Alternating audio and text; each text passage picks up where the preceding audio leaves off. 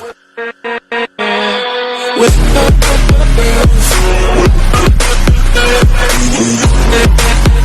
up, everybody? It's your boy Ash, guys. I am back coming to you guys today with my review of Black Clover Manga Chapter 265. I apologize it's late. I got a cold for the first time in like 5 years, so it really threw my body for a loop here. So I got sick on Sunday, and it took me up till about Friday to kind of feel, I'm practically back to like 90%. I have like a little cough.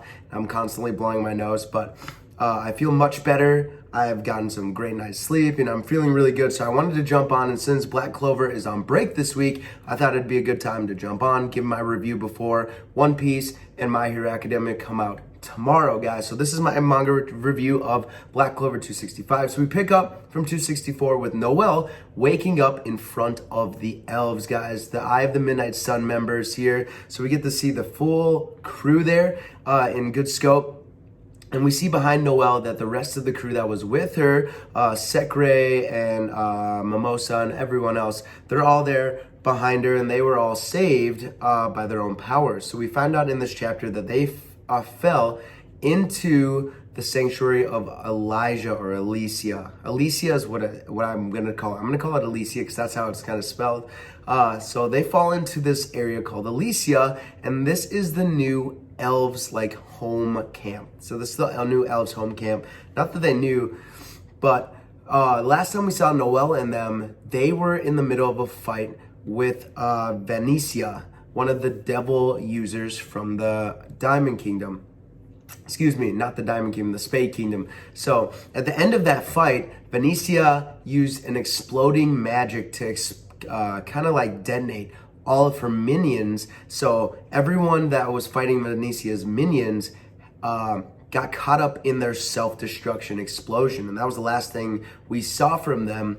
And we found out in this chapter that they all used their own powers to kind of fend off the devastating explosion. We kind of see a scene with all of them using their own powers, and it was a really cool scene that they kind of like split off, and it's like in this wheel. I'm trying to find it. So we get like the wolf, Jamie's wolf is there, and I'm not sure who's on the bottom, but someone's bringing up some kind of spell. So it was really cool to kind of see them use their like most powerful magic to kind of save themselves. So at the start of this chapter, I want to say it's licked, but it's not licked. I know it's not licked. I'm trying to think of that. It's like starts with a P. Whatever the guy is, the light magic user is kind of talking to Noelle and them, and he's kind of explaining what happened. So as the events of the Elysia fight kind of came to a close, the deity, the forest deity of Elysia, kind of gave the elves a warning, like, hey, this is going on, because they're in the Heart Kingdom.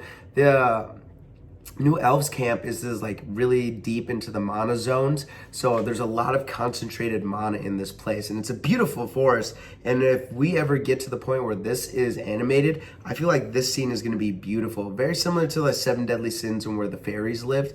I think that's going to be like a very comparable scene. It looks beautiful. There's trees everywhere, there's animals everywhere. It looks like a very, very peaceful village, and I'm looking at it right now, which is why I'm turning my head. But you see like the little huts and stuff, and you see some kind of weird toad thing in the water, which is very funny. So it looks beautiful. It looks beautiful. So I'm glad the elves found their own kind of safe haven, their own kind of spot. So that was good to see that they're doing well. And we also get introduced to the descendants of Princess, what was her name?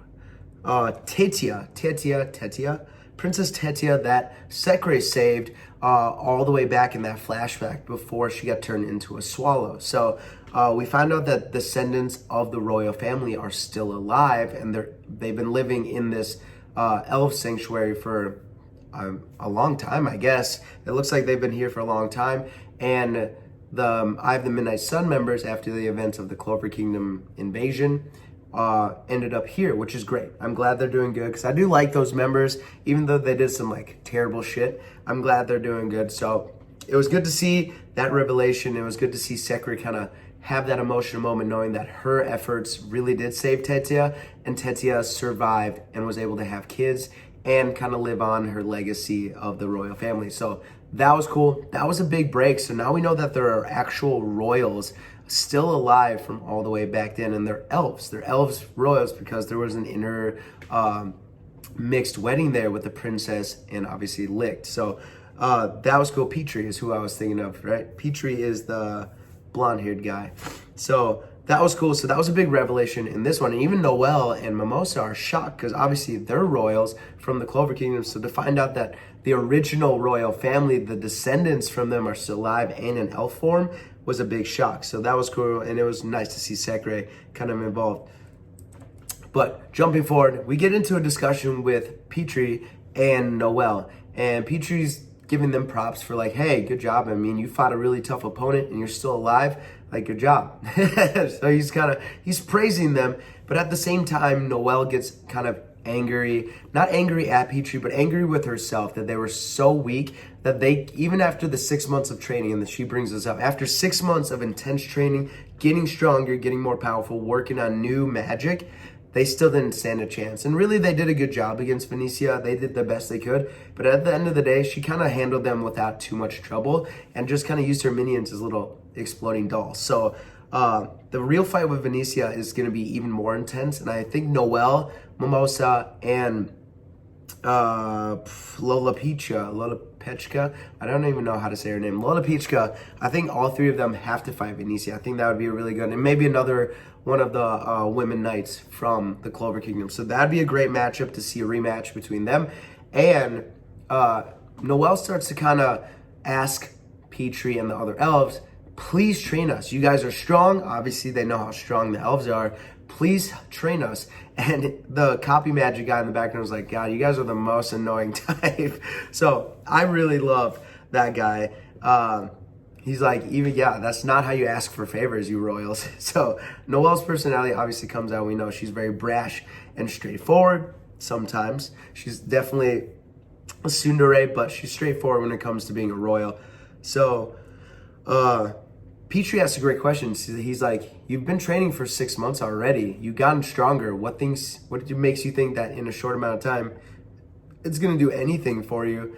And Noelle gives a good answer. She's like, giving up on getting stronger is even worse. So if I just gave up just because I'm strong, I shouldn't stop. I should continue to get stronger so I can save the people I love and save the people I want to save. So I appreciate that. I think that's a good way to kind of show her personality. Yeah, she's a royal and she can be a little selfish, but she wants to get stronger, not for herself, but for others. She wants to kind of become strong enough to save the people that she cares about. And I respect that. So good on Noelle and the rest of her crew that's with her right there. They are willing to even ask the elves, who they have a back and forth with. Obviously, there was some tension between them before, but to even break down and ask them for help, that took a lot out of the royal status that Noelle has. So it was cool to kind of see her personality change. She needs to get stronger. She wants to be able to save Lolapechka. So I respect that. And even Petri's kind of gives her like, okay,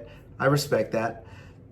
And then the rest of the group is like, yeah, we want to do too. So her group right now, if they get stronger, that is an awesome crew. I cannot wait to see. I hope that all of them get some crazy power. And at the end of this chapter, Petri's like, all right, we'll give you the elf power. And it's called esoteric, the esoteric art, ultimate magic. So that is by itself so cool. I cannot wait for them to break out this power. So I kind of hope we don't get to see him train with it. I kind of want them to kind of flashback away, not flashback, but kind of cut away from this. Let's get back into what Asta and Yuno and the rest of the crew are doing. Get deep into that, and then as the fight starts, Noelle and the crew kind of show up with their new magic, with their training done, and then we get a flashback to see how it goes. Because I want them to come in and kick ass, and then I kind of want to